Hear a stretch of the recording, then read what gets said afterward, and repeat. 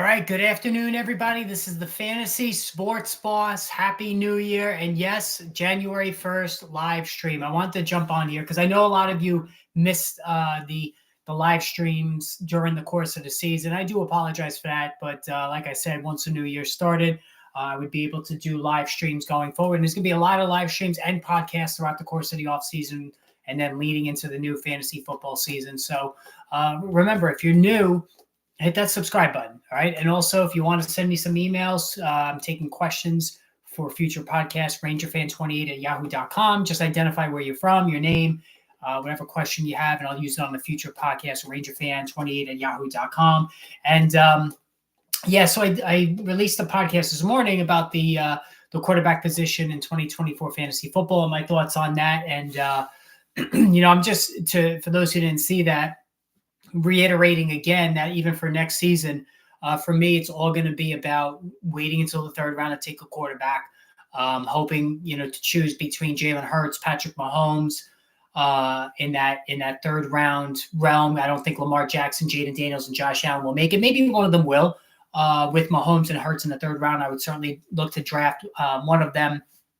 And then after that, I'm gonna make sure I have Drake May on every single fantasy football team next season. I'm already telling you, Drake May is going to be the guy that's going to be on all my teams. We have our first super chat of the day, $4.99 from Rain Young. Thank you. Another great year, 2024 fantasy champion. At least somebody won $445. Wow, Rain, that's great. Congratulations. Thank you for the super chat. I hope I helped you. I didn't seem to help myself going 0 for 3, but that's just how the cookie crumbles sometimes. You can't win it every year. But thank you for that super chat. I really appreciate it.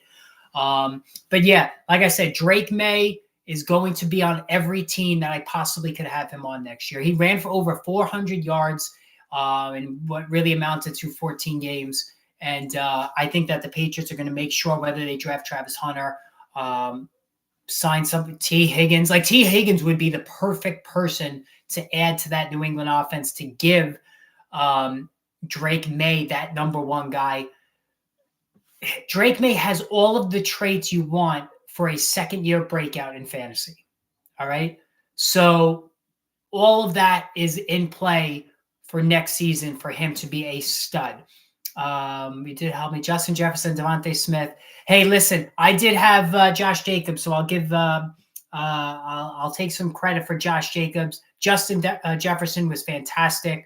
I did wrestle with where to place Jefferson because of the quarterback situation, and certainly Sam Darnold has proven to be beyond a revelation this season. And of course, Derrick Henry. Derrick Henry, out of all the players that I've seen from winning rosters, and some of you have sent me winning championship rosters, Derrick Henry is on the most, no matter the position. Derrick Henry is on the most teams outside of maybe Saquon Barkley, those two. And really, Saquon Barkley, Derrick Henry, Jahmyr Gibbs, Bijan Robinson, all four of those guys were smash hits in the first and second round. They were so good in anchoring teams. Like in the 3 leagues I played in, Jahmyr Gibbs was on the championship roster in 2 of them. Barkley was on the championship roster in 2 of them. So, and Derrick Henry, I think, was on 2 of those teams as well. So really getting those running backs was just the way to go this year in terms of getting yourself to the finals there. Bucky Irving, Trey McBride. Yeah, it looks like I definitely see how you won a championship. And I had Trey McBride, Bucky Irving, and Jacobs myself, but I wasn't able to pull it off. I ran into some horrible luck. I mean, my God. In the semifinals, when 2 of my teams went down, I played Saquon Barkley in both, and he just went bonkers. And then the one team I got in the final, I went against the Baker Mayfield, Mike Evans combo, which just was impossible to deal with in the finals there. And listen, speaking of Baker, I like him more than Jared Goff. I'm willing to go there. Baker Mayfield, and I didn't even realize this, ran for over 300 yards. So he's not a zero. Joe Burrow, he was the other one I forgot to mention, 3rd round pick. Joe Burrow, Pat Mahomes, Jalen Hurts. I want one of those guys. I will consider Baker Mayfield failing that, and then Drake May will be my backup in as many leagues as I possibly can. So that's how I'm handling the quarterback position. The running back position, I'm going to discuss a little bit more in depth with a separate podcast. But, clearly, if you locked in, and listen, not everybody worked out. I mean, obviously, Christian McCaffrey, I told you not to draft. Joe Mixon became that guy who hit the wall. I think Mixon's 29? He smashed into the wall. Like he's done. Couldn't stay healthy. He's that classic guy that just hit the wall when he reached the age 29, 30. Now, Christian McCaffrey could come back and be huge next year, but I'm not going to fall for it. Jonathan Taylor, huge the last 2 weeks, but he was pretty much ordinary. Well, that's not fair. He was a little bit better than ordinary, but he wasn't terrific either during the course of the season. He's somebody I also faded, talking about Jonathan Taylor. So and he's going to be another year older, and he has a ton of work on his legs going back to his days in college. So he's another one I'm going to fade. But James Cook, Jahmyr Gibbs, Barkley for another year, maybe. Although Barkley still makes me nervous. I'm not going to actively seek Barkley. I'm really going to be in on Bijan. I'm really going to be in on Jahmyr Gibbs. I'm really going to, you know what? I got to stop fading Derrick Henry because it's screwing me over every single season. Maybe him as well. So a couple of things fantasy-wise, and then I'm going to get to the college football playoff. Just wild stuff going on there. The Notre Dame game has been postponed. I'm just pulling it up here. Georgia, Notre Dame has been postponed because of the awful New Orleans terrorist attack. And obviously that takes precedence. All of the local channels here have been preempted for coverage from this. I believe now it's up to 15 dead and over 30 injured by this lunatic who chose New Year's Day to, bunch of people went out looking to have a good time, and then they wound up not coming home because, some fool just feels the need to just kill innocent people to make a point, whatever convoluted, disgusting point he was trying to make. But they're also saying he might not have been working alone, was flying an ISIS flag. This is the stuff that just makes you sick when you see that. So Georgia, Notre Dame postponed. They're supposedly going to try to play this game tomorrow. Listen, I wouldn't. I'd be a little leery going to that game. First of all, if you have tickets to that game, I don't know. I mean, you can't live in fear though, too. That's true. But just an awful situation there, as people are just trying to enjoy New Year's Day, and now this happens, and we have to be reminded of the evil that's out there. But anyway, I really don't want to spend too much time on that. Getting back to the football side of things, Saquon Barkley will not play. The Eagles are going to sit him down, and really, this was the right call to make. Why put Barkley? I know he's only 101 yards away from breaking the all-time record for Eric Dickerson in terms of rushing yards in the season, but why put him out there, risk injury when the Eagles have bigger plans? Bigger plans for the rest of the season. Carson Wentz is going to start as well for the Kansas City Chiefs, so Pat Mahomes will take a seat. Jalen Hurts is still in the concussion protocol, so he looks like he really suffered a pretty significant head injury. When he went down a couple of weeks ago, sabotaging a slew of fantasy football rosters in the process, including me. And like I said, it's very frustrating when you get to that point in the season and you have a player, you're in the fantasy playoffs and your quarterback, in this case, Jalen Hurts, goes down injured, misses virtually the entire game. I think he only had 4+ fantasy points. There's almost no way to recover from that. I've always tossed around the idea of, I don't even know if there's a way to do it in Yahoo, probably any of these platforms. I don't think there's a way to do it, but maybe have your lowest scoring guy each week, that score dropped. That way, if you have an injury like that, it won't completely sabotage your week. There's no perfect happy medium when it comes to fantasy football. Jimmy Garoppolo will start against the Seahawks, so no Matthew Stafford this week as well. So basically, all the teams that have clinched and that are in are not going to be playing. But there's just no easy way to do it. Sometimes in fantasy football, you have that scenario that I talked about, maybe having a 2-week final. Hey, Fantasy Dog, how are you? Appreciate it. You could have maybe that 2-week final, which I am a proponent of Traditionalists won't like it. 2-week final. I like it because, again, if Hurts got hurt like that in the final, pardon the pun, you still have another week to possibly recover from that. All right. That I know there's a way to implement that. And then there's always that debate of having the play the league each week. Top 6 scoring teams get a W, bottom 6 get a loss, and then you have your individual one-on-one matchup. So you could have a 2-result week: 2-0, 1-1, 0-2.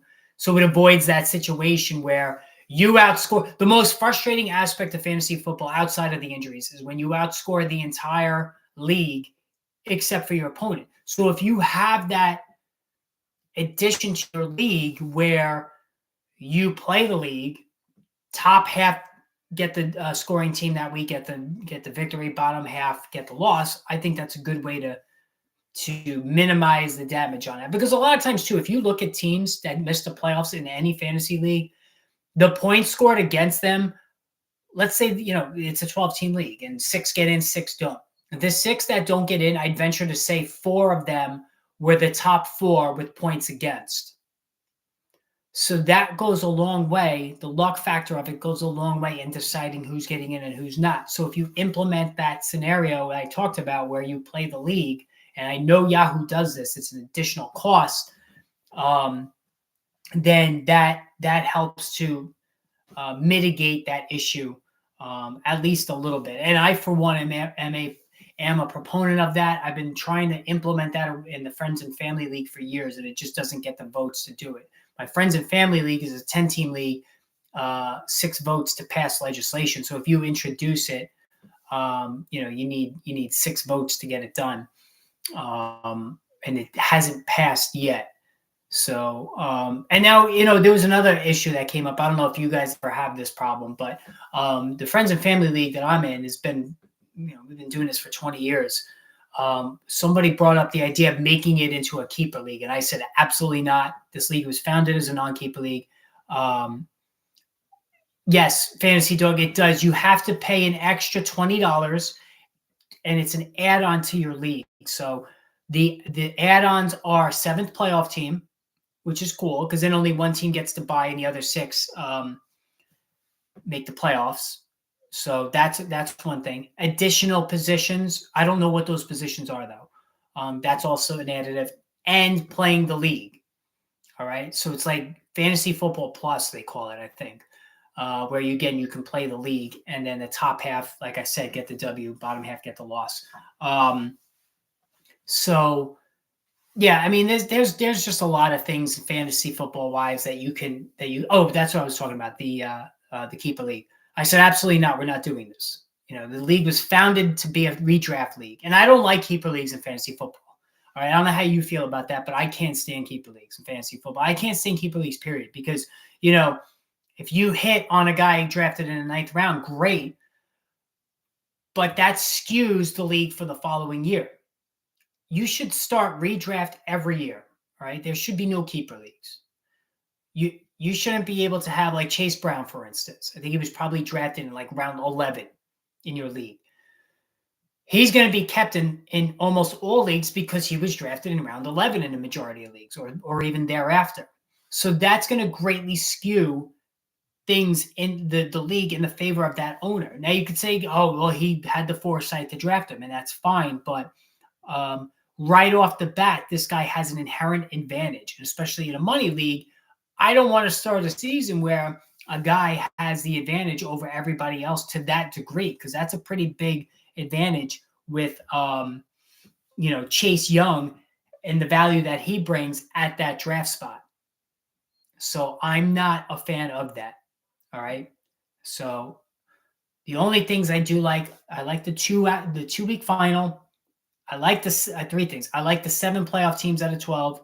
Only 1 bye. I don't think 2 teams should get a bye. And I do like the all play 6 teams. Top 6 get the win, bottom 6 each week. And then you have guillotine leagues. So I haven't done a guillotine league in a while. I know Matthew Berry bought the rights to a platform that hosts the guillotine league. And that's fun. Lowest scoring team each week gets gets the boot, and it's like Survivor. Now, the way I did guillotine leagues is the players that were eliminated, they're just dead players. They don't go back into the pool. You have to manage the team that you have. So once a player is dead, like if a team had Pat Mahomes on it and they went out, Pat Mahomes is done for the season in that league. You shouldn't be drafting new players. You should try to survive with the team that you drafted, make moves, make trades with the teams that are still alive, things like that. Crunching numbers, QBs who scored low in week 15, Hurts 5 points, Burrow 18. Yep. Yeah, it wasn't good. But again, Joe Burrow was the value play of the quarterback position outside of like Baker Mayfield and Jaden Daniels, obviously, because he was QB7. And I never understood that. I know that he's had some injuries, but in my opinion, he's the best pure passer in the entire NFL. If you had to bet your house on a quarterback in the NFL hitting a certain amount of targets all around the football field, I would put it on Joe Burrow over anybody, over Josh Allen, over Lamar Jackson, Jalen Hurts, Pat Mahomes. I'm picking Joe Burrow every time because his accuracy is just so good. All right. Another $5 super chat from Fantasy Dog. Appreciate the insight from Coach. Thank you, Fantasy Dog. I appreciate it. Yes, I'm still coaching. I didn't really talk about it much this year, but yes, we went back to the championship game, the Long Island Championship, and we lost. So lost by 2 points, 42-40. Game that went back and forth. We missed a couple extra points, had 2-point conversions. It was just a crazy game. We lost in the championship. So I'm like the Buffalo Bills. Now, I'm not the head coach. I'm the receivers coach, but still, it's very frustrating. I'm now 0-4 in the championship game. I've been coaching for 8 years now. I've gone to the championship 4 times. I've lost all 4. So maybe I'm just the jinx. I don't know. Burrow will throw you open. Yes, Burrow absolutely will throw you open. He's one of those guys that, and Tua Tagovailoa does this too. Excuse me. Tua Tagovailoa is the best, has some of the best anticipation I've ever seen from a quarterback. All right. Sup, boss? Lost both finals, couldn't overcome T. Higgins. Yeah, that's rough. So you play T. Higgins in both. That's rough too, because nobody really saw that coming. T. Higgins was pretty crappy the first half of the year. He's always living in Ja'Marr Chase's shadow, but he was huge at the last 2 weeks of the season. He's going to get paid. He's not going to come back to Cincinnati. He's going to go somewhere. I could see him going to the Patriots. That would be the perfect addition there. Does he go to the Giants to team up with Malik Neighbors? There's a lot of teams out there I think that could use him. The Green Bay Packers would seem to be a fit. They have a lot of these number 2 receivers, but they don't have that classic number 1 Green Bay. There's a lot of number 2 receivers on that team. I don't classify any of those guys as real, prime wide receiver ones. The Raiders, that's another team. So coming to Pats just to get hurt. Yeah. So you're a Pats fan. Hey, since you're a Pats fan, I've been saying it on the podcast, saying it in this chat, on this live stream. Drake May has to be on your team next year as the backup that can turn into a superstar during the course of the season. Like, I really think he's going to be that fantasy friendly next year. He looked great. Not great's a strong word. He looked really good in a very difficult situation, very, shaky offense for New England this season. Can you say 6'4" Higgins? What about Higgins? Higgins is somebody that has a lot of talent, but we've never seen him consistently be that number 1 guy. Right? Ja'Marr Chase, it's easy to play opposite of Ja'Marr Chase because he's drawing that extra safety, and T. Higgins, meanwhile, is dealing with one-on-one. All right, so it's easier for Higgins. Mac Jones is first year. Yeah, but you know what? Mac Jones is not the athlete that Drake May is.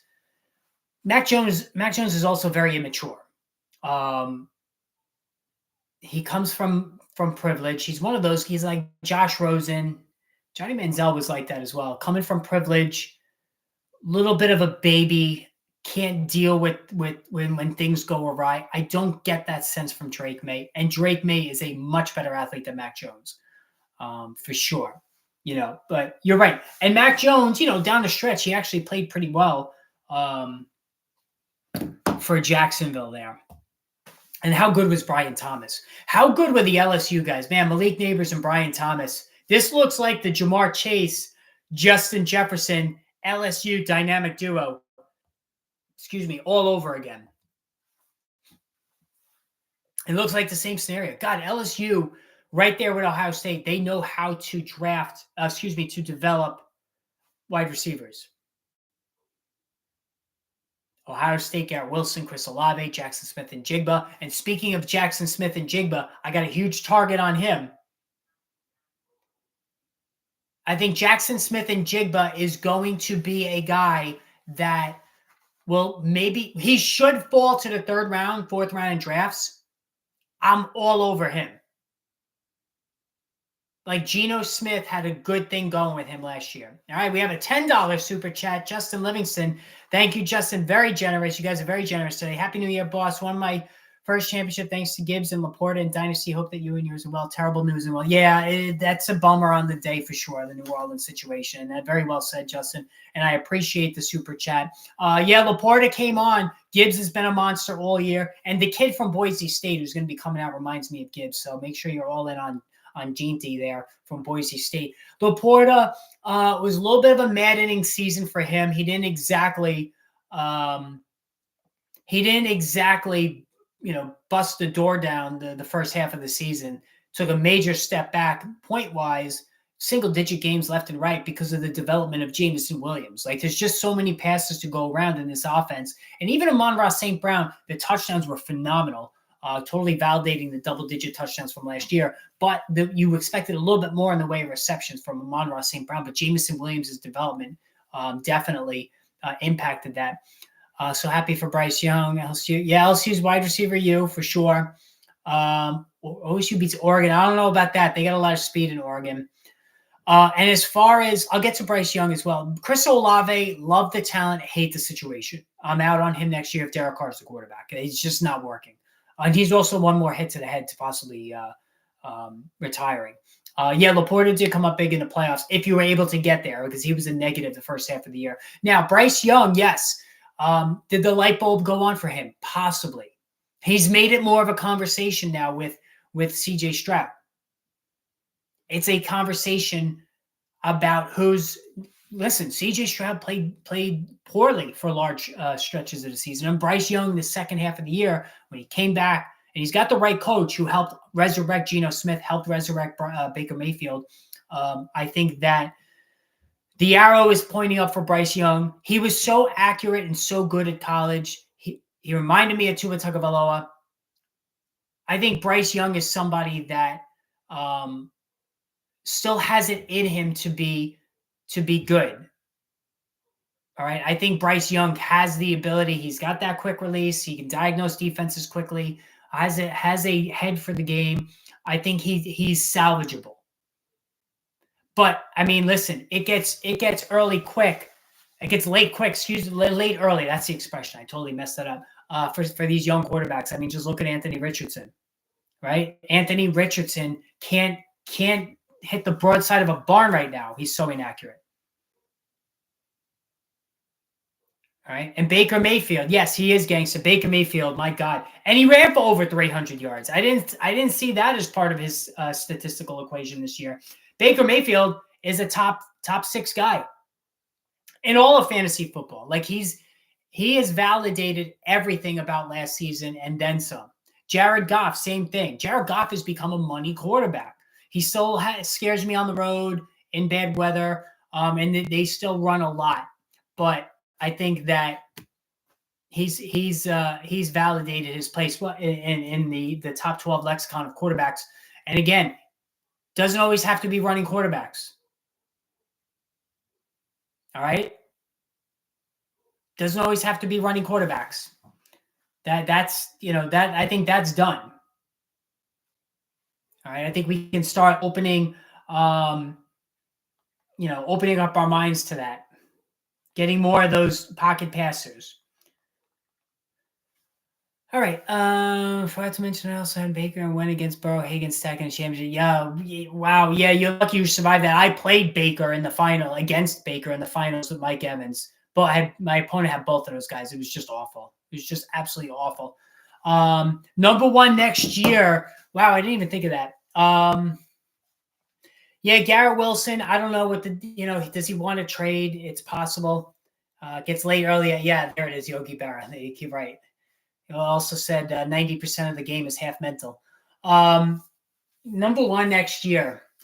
I tell you what, it's either Chase or Bijan. I think it's either one of them. I'm fine with either one of them. As a matter of fact, I don't mind being in the number 2 spot. I'll just take whoever. I'm no longer locked in on taking the receivers in the first round.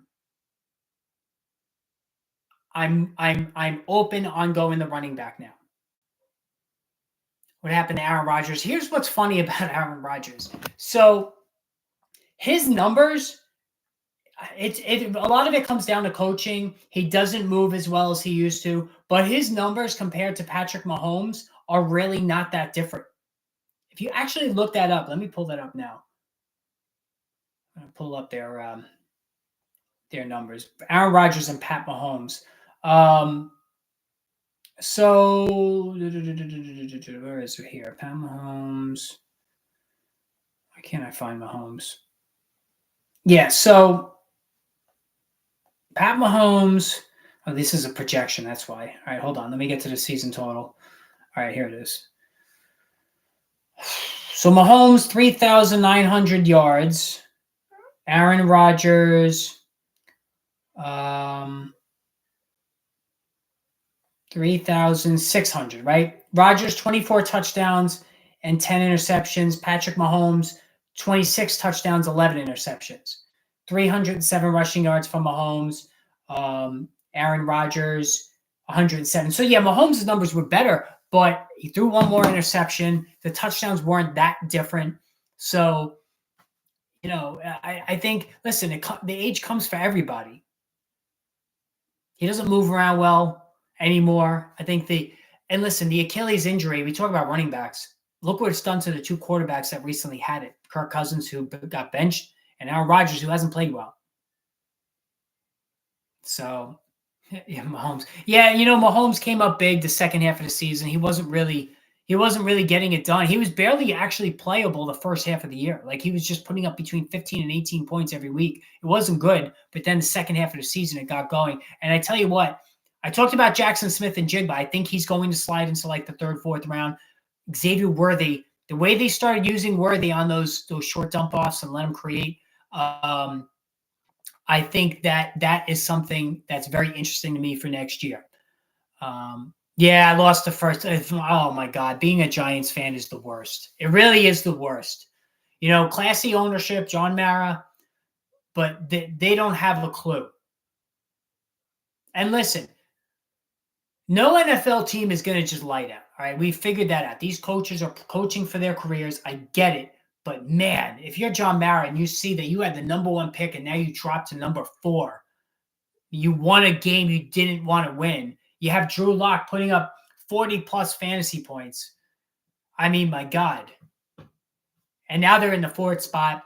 They're not in position to get those 2 quarterbacks. Now, I know New England's not going to take a quarterback. They'll probably take Travis Hunter, as they should, if they hold on to that number 1 pick. But, man, that is a tough situation for the Giants. And they might even win again this week. They could drop all the way to 9, depending on how teams do. With similar records, because they're playing an Eagles team that's not going to play anybody. They're going to start all backups, and the Eagles don't care. They don't want to see the Giants get anybody in the draft. So they'd be perfectly fine with that. Unbelievable. I can't even believe that they won that game. And the Colts are Shane Steichen. I'm not saying he should be fine. I mean, that's just embarrassing to allow your team to do that. Anyway, so all right, guys, I think I'm going to close it up here. I wanted to jump on, do the live stream, and there's going to be more live streams. Don't worry. This is not a one-shot deal. So definitely will be doing more live streams. Thank you for all the super chats. I really, really appreciate that.